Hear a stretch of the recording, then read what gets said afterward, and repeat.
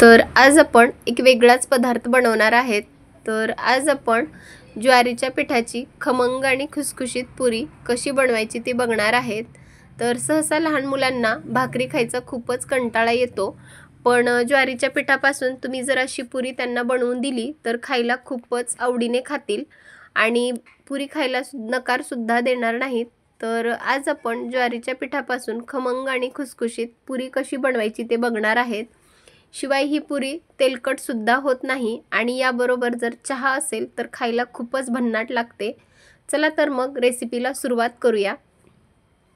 त्या अगोदर इथे मी एक वाटण करणार आहे। तर त्यासाठी इथे मी 10 ते 12 लसणाच्या पाकळ्या सोलून घेतल्या आहेत आणि तिखट कमी व्हावं म्हणून यासाठी 4 मिरच्या घेतलेल्या आहेत। 1 चमचा आपण जिरं घेतलेला आहे। तर याचा आता आपण एक वाटण करून घेतलेला आहे। वाटण करत असताना आपण यामध्ये पाणी टाकलं नव्हतं। तर इथं आता आपण पीठ घेणार आहेत। तर त्यासाठी मी 2 वाटी ज्वारीचं पीठ घेतलेलं आहे। तर कोणत्याही वाटीच्या मापाने तुम्ही घेऊ शकता। 2 वाटी ज्वारीचं पीठ घेतलेलं आहे। तर त्यासाठी इथे मी 1 वाटी गव्हाचं पीठ घेणार आहे। त्यामुळे पुरीला थोडंसं बाइंडिंग येतं आणि खुसखुशीत पुरी होण्यासाठी अर्धी वाटी बेसन पीठ वापरलेलं आहे। 1 चमचा ओवा टाकून घ्यायचा, 1 चमचा धने पावडर, 1 चमचा पांढरे तीळ घ्यायचे आहेत, अर्धा चमचा हळद टाकून घ्यायची आहे आणि आपण जे वाटण केलं होतं हिरवी मिरची, लसूण आणि जिऱ्याचं ते वाटण यामध्ये टाकायचं आहे। चवीनुसार मीठ टाकून घ्यायचं आहे। भरपूर सारी बारीक चिरून कोथिंबीर यामध्ये टाकून घेतली आहे। तर आता हे सर्व सुक्के जिन्नस जे आहेत ते आपण चांगले मिक्स करून घेणार आहेत। तर सर्व सुक्के जिन्नस आपल्याला पिठाला चांगले चोळून घ्यायचे आहेत आणि आता आपण पीठ मळण्यासाठी गरम पाण्याचा वापर करणार आहेत। तर गरम म्हणजे आपल्या हाताला जेवढं पाणी सोसवेल तेवढंच पाणी आपल्याला कोमट करून घ्यायचं आहे आणि त्यामध्ये आपल्याला हे पीठ मळून घ्यायचं आहे। कारण ज्वारीच्या पिठाला जास्त चिकटपणा नसतो म्हणून आपण इथे थोडंसं कोमट पाण्याचा वापर केलेला आहे। तर आता आपल्याला याचा एक घट्ट असा गोळा मळून तयार करायचा आहे। यामध्ये आपण हळदीचा सुद्धा वापर केलेला आहे। तर हळदीमुळे आपल्या पिठाला किंवा पुरीला खूप छान रंग येतो आणि खायला सुद्धा खूप खमंग लागते। तर बघा इथे आपण गोळा बनवून घेत आहेत।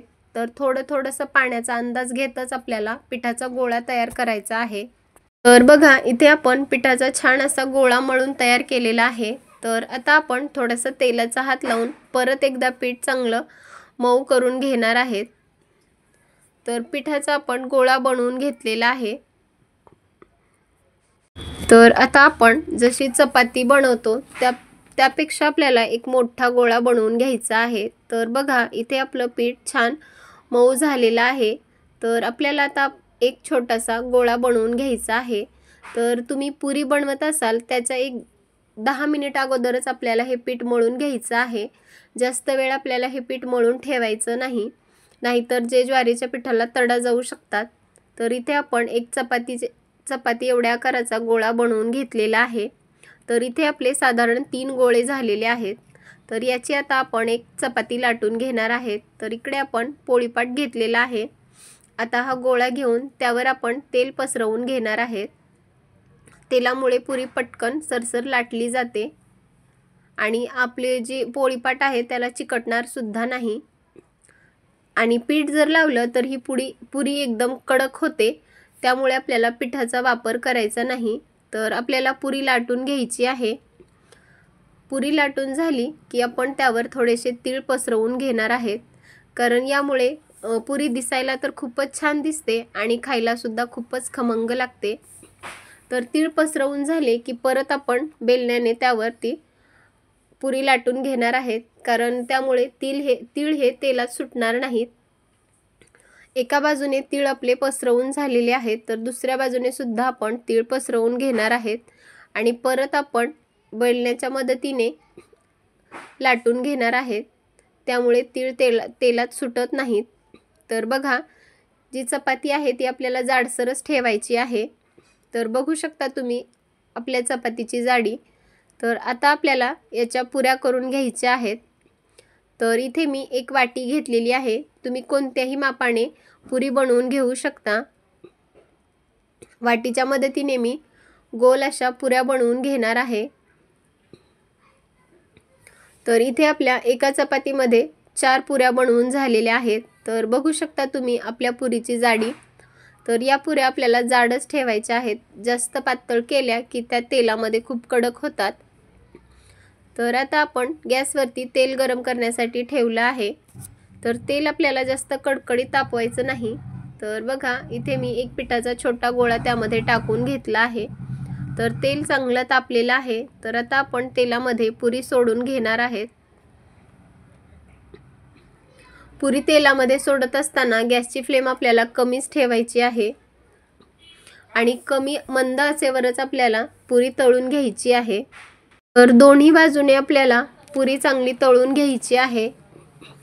दुसऱ्या बाजूने सुद्धा आपण पुरी पलटवून घेणार आहेत आणि दोन्ही बाजूने छान खरपूस रंग सुद्धा चांगला आणि खुसखुशीत होईपर्यंत पुरी तळून घेणार आहेत।